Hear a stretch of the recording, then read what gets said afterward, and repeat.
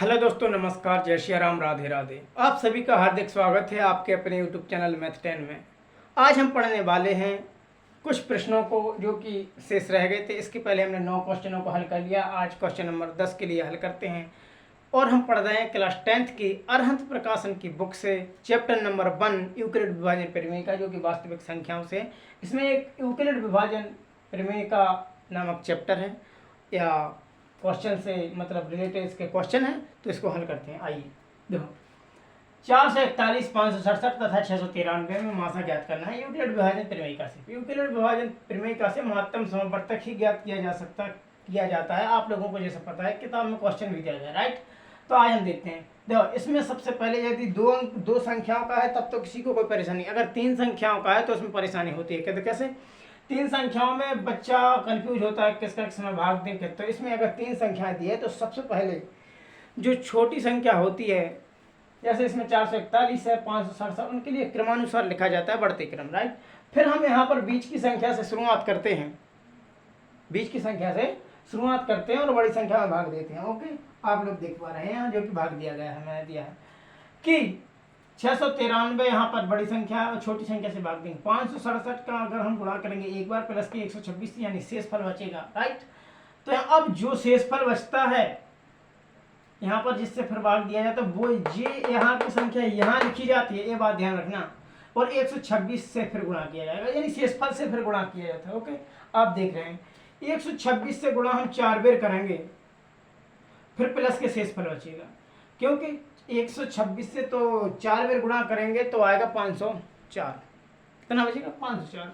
और 504 घटा देंगे, इसमें से बचेगा 63 बचेगा। तो यहाँ पर प्लस में 63 लिखा है, जो कि आप देख पा रहे हैं, थोड़ा मिट गया है, अब अच्छा दिख रहा होगा। ओके, अब इस 63 से गुणा करेंगे 126 में, तो 2 बार होता है, क्योंकि 63 गुना 126, राइट। अब जो 441 बचा था सबसे छोटा है, उसका 63 से ही निकालेंगे। तो 63 गुणते कितना करें कि 441 है, तो 63 में गुणा करेंगे हम 7 का, तो 441 होता है, जो कि इसका मासा 63 हो गया। ओके, अब देख पा रहे हैं हम जो दूसरा है हमारे लिए क्वेश्चन कि इसमें 1620, 225 और 1725 बढ़ते क्रम में दिए गए हैं, तो यहाँ सॉल्यूशन करना है। तो हम यहाँ बीच की संख्या 1620 से भाग मतलब निकालेंगे। यहाँ पर हम 25 को आगे लिखते हैं। 1620 गुणे एक बार ही जाएगा प्लस के, यहाँ पर देखें 1725 में से अगर हम यहाँ पर थोड़ा रफ्कार कर लेते, 1725 में से अगर हम 1620 घटा देंगे, देखो ध्यान से देखना, तो यहाँ पर 105 मिल जाएगा। कितना मिल जाएगा? 105। तो 105 यहाँ लिख देंगे, राइट। अब ये 1620 इस तरफ आएगा, 1620 बराबर 105 गुणे 9 बार करेंगे,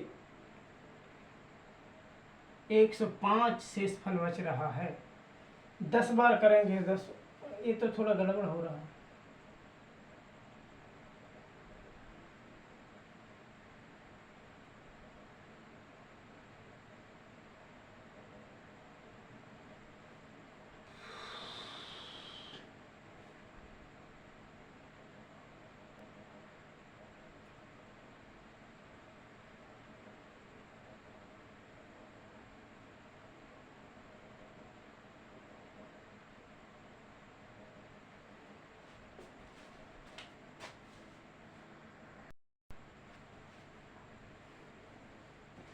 तो आप लोग देख पा रहे हैं कि यहाँ पर 15 बार गुणा हो रहा है, तो मतलब बन रहा है।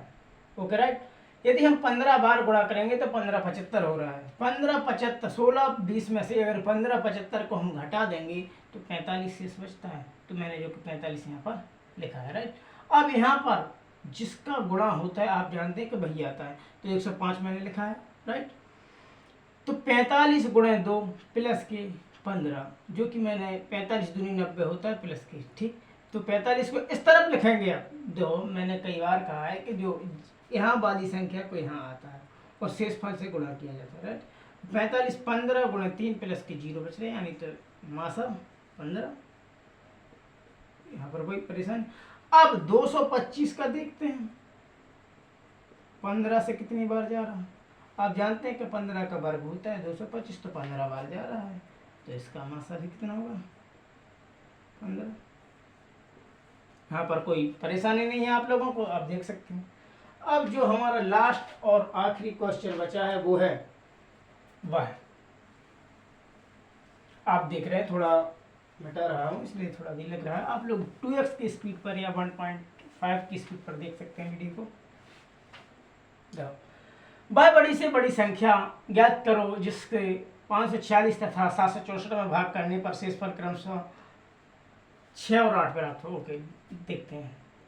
इसका 546 लिखा है यदि, और यहाँ 764 लिखा। शेषफल मतलब भाग जब जाता है पूरा जब शेषफल 0 हो, लेकिन शेषफल क्या बच रहा है हमारे लिए क्रमशः 6 और इसमें 8। अगर हम घटा देंगे इन लोगों को तो भाग पूरा चला जाएगा। तो यहाँ पर 4 के माने 14 यानी घटाना है, तो 14 में से 8 चलेंगे, 6 बचे। यहाँ पर हासिल का 1 आ जाएगा तो यहाँ 5 बचेगा। 756 और यहाँ पर 0 यानी 540। तो अब देख पा रहे हैं आप लोग। और यहाँ ऐसा भी नहीं है, आप लोग यहाँ घटावे के बाद नहीं, आप लोग यहाँ पर जोड़ कर भी कर सकते हैं कि कितना जोड़ा जाए कि भाग पूरा चला जाए। वह कौन सी संख्या है, तो वो अलग तरीका है, राइट। देखते हैं। अब 540 756 में देखेंगे कौन बड़ा है 756, तो 756 को इस तरफ लिखेंगे, 540 को इस तरफ गुणा कितनी बार, एक बार ही होगा, प्लस के कितना बचेगा। अगर 540 756 में से घटा जाए तो देखो यहाँ पर यहीं घटा देंगे हम, 6 यानी 0, 6, 5 में से 4 चलेगा 1 और 7 में से 5 यानी 2, 216 शेष बचेंगे। तो आप जानते हैं अब कि 540 इस तरफ आएगा बराबर 216 से गुणा किया जाएगा। कितनी बार, 2 बार। 3 बार करेंगे तो 6 के लगभग चलेगा, 2 बार जाएगा प्लस के। 2 बार करेंगे तो 432 होता है। कितना होता है, 3 बार करेंगे तो 600 हो जाएगा, ज़्यादा हो जाएगा 432। और यदि 540 में से 432 घटा देंगे तो 108 शेष बचेगा, तो यहाँ पर 108 हो जाएंगे। ओके, अब जो यहाँ बचता है, क्योंकि अभी शेषफल 0 नहीं हुआ है आप लोग जानते हैं, तो 216 बराबर 108 गुणा 2 बार पूरा जा रहा है, यहाँ पर शेषफल 0 बच रहा है, तो यहाँ पर इसका हो जाएगा 108 मासा। आप लोग देख पा रहे हैं बहुत अति सही तरीके से।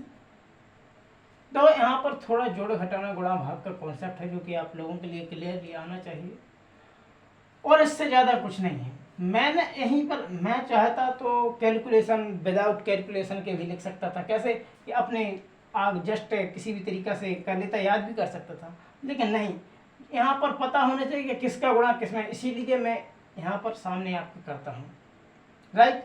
तो इसका मासा कितना है, देखो अगला जो क्वेश्चन है वो हमारी पुस्तक में है। आप लोग यदि उस किताब से पढ़ते हैं तो देख पा रहे होंगे कि 2 टैंकरों में क्रमशः 504 लीटर तथा 735 लीटर दूध है। उस बर्तन की अधिकतम धारिता ज्ञात कीजिए। धारिता का मतलब होता है आयतन, और अधिकतम मैंने शुरुआत में ही कहा था वीडियो की कि जो वह बड़ी से बड़ी संख्या जो सभी संख्याओं को विभाजित करती है मासा कहलाती है। तो अधिकतम या धारिता निकालने का कहा गया है, तो वहाँ पर भी हमारे लिए मासा निकाल जाए।